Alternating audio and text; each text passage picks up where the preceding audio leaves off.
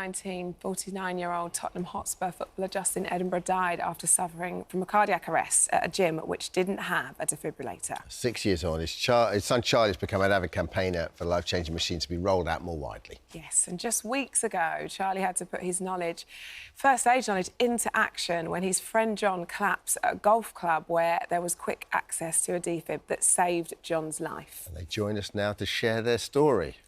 I need a hero! Honestly, they don't all wear capes. Honestly. They don't all wear capes. But what a weird stars-aligning moment and surreal moment it must have been for you.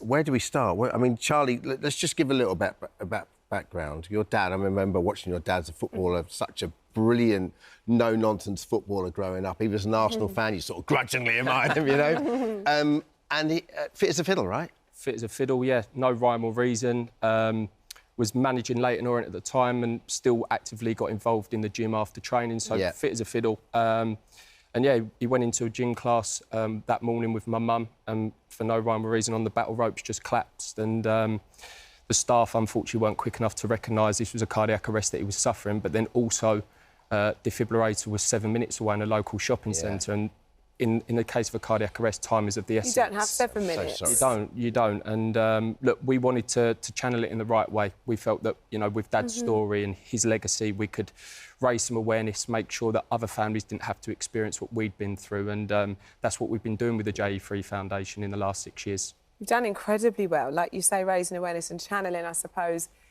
that grief into your mission. But let's talk just a few weeks ago when, I mean, thankfully for John, Charlie, you do have that knowledge. But just for you, Charlie, before we go into what happened that day, I can imagine that this, of course, you've got that skill set and that you know you can help, but I can imagine this was unbelievably triggering for you. Yeah, it was particularly difficult. I remember just seeing John go over out the corner of my eye and I instantly knew. It seems like cardiac arrest is just following me around. It's quite scary, really. But, look, adrenaline kicked in, and that's one thing I would say. And I encourage people, if you don't know what to do, you're better to do something as opposed to nothing. So, yeah, just got John onto his back. I knew he wasn't breathing and just started CPR immediately. And between me, Darren Sheen and Jamie Weir, who were playing golf with John on that day, unbelievable teamwork, along with, obviously, members from the golf course that located the defibrillator for us. It was lucky. It shouldn't be about luck, who you're surrounded by, the location of the defibrillator, but all of the stars aligned for John, really, on that day. And, you know, by the time the paramedics were there, John was back with us, and that's the outcome that we strive for. John, what do you remember? I remember every minute detail before the event. Like in the lead up to it was the day that the news of Diego Jota came around. So we were having a coffee and a bacon sandwich and saying how precious life is. There's so much irony about the day, and the reason we were at the golf club was to raise or to meet the golf club because we were doing a golf day to raise funds. So I remember so much. I remember Jamie threw our balls up because we had to decide what pairs we were going to go in, and I remember our balls came down together and I thought, oh, my God, like, they're the two golfers, we're not the golfers. And I thought, well, what we lack in golfing ability, we've certainly got in charm, good luck. clearly a sense of humour. And it just went even better. We're actually wiping the floor with them. We were 2 up after 4 holes, and at the 4th hole, all I remember was standing over my putt and I didn't have time to think something's wrong. Next thing, well, I don't even remember. All I know was, from what I've been told, I hit the ground. As I hit the ground, I was dead. And then my 3 superheroes came into And you didn't feel any symptoms? You didn't feel sketchy at all? And I've since been told from this wonderful cardiology unit in London that obviously I got rushed to, my heart is perfect. Had I suffered a heart attack, let's be honest, people say, oh, he's getting on in years, he's a bit overweight, he's carrying a few pounds. No one's saying that. Well, I didn't necessarily mean me, Dermot. No, but the truth is, you get no warning. I had no warning whatsoever, and I don't remember anything except when I was in the ambulance. I just remember seeing the 3 of them, and they looked absolutely traumatised. I didn't know what happened to me. I mean, I've heard the sort of story since. I've heard, you know, Jamie was ringing for ambulances, and somehow we got like 4 cars and ambulance. And imagine a beautiful golf course. I mean, it would be something you couldn't make this up. Yeah. Charlie, we were just talking during the break, and you put it so succinctly, because I remember when Glenn Hoddle had cardiac arrest, and he came on the show and talked about it. In my head, we talked to Dr. Zoe about this in a minute. I always thought you could conflate a heart attack and a cardiac arrest, but they're two completely different things, aren't they? You said plumbing, electricity. Yeah, completely different things. Cardiac arrest, you're essentially dead on the floor. Heart attack, the person will be awake, conscious, complaining of chest pain. But heart attack is a plumbing issue. Cardiac arrest is more of an electrical problem with the heart. So that's the way to determine the two. So arbitrary, that's the thing. Yeah. You're so right. I think I always just assumed it was the same thing. Ballpark, yeah. Mm. And when we talk about the defibrillators, because, like you say, if you asked me where the defib was in this building, I couldn't answer the question, and that's probably my naivety and my stupidness.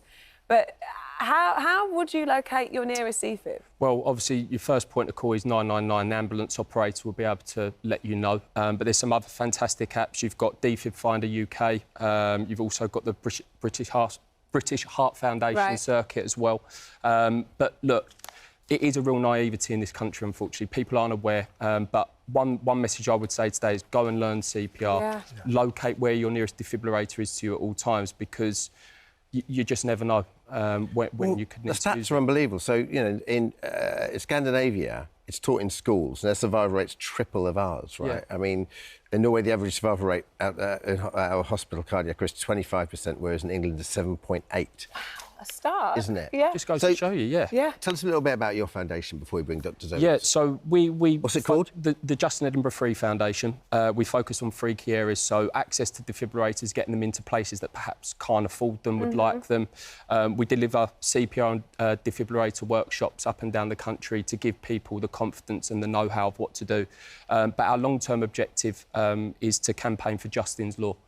We want to make it mandatory for all UK health and sports facilities to have defibrillators on their premises. So to give someone like my dad who didn't have that opportunity. It's like a seatbelt in your car. People go to the gym, not to speak out of turn, probably to improve their physical fitness and can be quite unfit in some cases. So to know that piece of equipment's there as a safety precaution, it just makes sense. Well, it should be a given. You're right. That's proof there. Exactly. It's also one of the things, if you do go to a gym, because what about £1,000? Around about £1,000, they vary. Which, you know, sometimes for certain businesses it could be a lot, right? But if you go to a gym, you ask the patrons of that gym to just contribute. You sort of think, I imagine, anecdotally, you could probably make that money quite quickly. Not just gyms, all sport. I feel like you should be safe when you partake in your sport. And as I say, I've just said it there, but John is obviously evidence that they need to be in these types of facilities because it's a man whose life's been saved. Well, listen, thank you two. Stay with us. Research by St John's Ambulance suggests that less than a third of people would know how to use a defibrillator, so luckily Dr. Zoe is here to do a demonstration for us. Hello, Zoe. Morning. It's an extraordinary story, this, isn't it, Zoe? It really is. And, you know, I think what we want to show people today is, exactly as Charlie said, you just have to do something. And the most basic form of CPR, which I'm going to demonstrate today, anybody can do. You don't need to have had any training. Ideally, we would all have had training, but you don't need to have had training to do what I'm going to demonstrate today. OK, right. Yeah. Where do we start? Shall we go for it? OK. So if a patient is in front of you, collapsed on the floor, first thing, number 1, make sure it's safe. You don't want to make yourself a casualty as well. Number 2, see if you can get a response from them. So I'm going to go, hello, can you hear me? No response. Number 3, I need to get help. Can I get some help, please? Charlie, could you call 999 straight away and then go and see if you can find a defibrillator? So now we're going to do a very brief assessment we're looking for signs of life and looking, is this patient breathing? Now, we used to go very close. We don't need to do that anymore. Just having a look, less than 10 seconds. If they're not breathing, or if they're not breathing normally, if they're doing very slow, what we call agonal breathing, that could be a sign of a cardiac arrest. If they're not breathing normally, straight on to chest compressions. Every minute that is delayed, their chance of surviving decreases by 10%. So you're going to go straight on to chest compressions. So you're aiming for the centre of the chest. How hard are you pushing, Zoe? So I'm pushing quite hard. Right. About 1/3 the depth of the chest, which is about 5 centimetres. Right. So it is quite hard. You can see already I'm starting to get a little bit short of breath. Yeah. And I'm doing it quite fast. What is, so it's what is 2 a minute. What is that doing? Is that... So what you're doing, what's happened here in a cardiac arrest, the heart has stopped beating. Right. So you're pushing the chest bone against the heart to compress the heart to actually push the blood out of it and push the blood around the body. And when Charlie did this, he broke loads of John's bones. Good CPR. Yeah. That's quite normal, right? That can happen, and you know what? You're better off with some broken ribs than alive. Absolutely that. Broken ribs will fix themselves, so you mustn't delay. So in terms of timing, 2 a second, which you can see is quite quick, couple of songs you can go to the rate of. Staying Alive. Yeah. Nelly the Elephant. Yeah, Nelly the Elephant. Beyonce's Texas Hold'em. Oh, great. So, you know, there's a few songs that you can... And that sort of keeps you calm as well. You know, you can just lean into that and it keeps you calm. All right, Charlie's here. He's brought my AED device. We don't do the breath at all. If you've got the training to do so, yes. As I said, this is the most basic form. Okay. So chest compressions only. You're pushing the blood around the heart. There's some oxygen in the blood already, and actually it sucks a bit of air in and out anyway, so just focus on chest compression. And how long should you do that unless you've got training? You do it continuously you just keep going and going until you either get this device, an ambulance person tells you to stop, or the person on 999, or you get to a point where you're so exhausted you can't continue. So I want to demonstrate this to you. So people are afraid of these. As soon as you open it, all you have to do is be brave enough. Such a compact to bit open of kit, the box. isn't it? Yeah. Open the box, and it'll tell you what to do. So then you just listen. Mode. Remove all clothing from patient's chest. I'm just going to do as I'm told. And that's male and female, right? Yeah. So you'd move a bra. Handle to reveal pads. Look at pictures on pads. Apply pads to bare skin exactly as shown in the pictures. Press pads firmly. Talk you through step by step. Incredible. Do not touch patient. Analysing heart rhythm. So this is it's sort of... Everyone clear. Everyone clear, stand back, stand back. Shock delivered. Provide chest compressions to the beat. And you're straight back on. The It's heel of one literally hand should be in talked you centre of through. chest. And you can't Other misuse hand it. should It be won't on let you top of shock first somebody hand. if their heart isn't in a Right. shockable rhythm. So people that are fearful of using it shouldn't be, because you literally cannot misuse this piece of equipment. It won't let you administer a shock if there isn't a shockable rhythm in their heart. I mean, it's... Like you say, for something that you've not seen before, you wouldn't necessarily think you need to know how to use it. It's quite self-explanatory when needed. We should just quickly say before, because we're sort of coming to the end of this item now, but you've only just sort of got out of hospital, haven't you? How are you doing? You've been out a week? Yeah, not even a week. I'm fragile emotionally because you start to wonder why me? Yeah, of course. How comes I was so lucky? And I was so lucky in so many ways.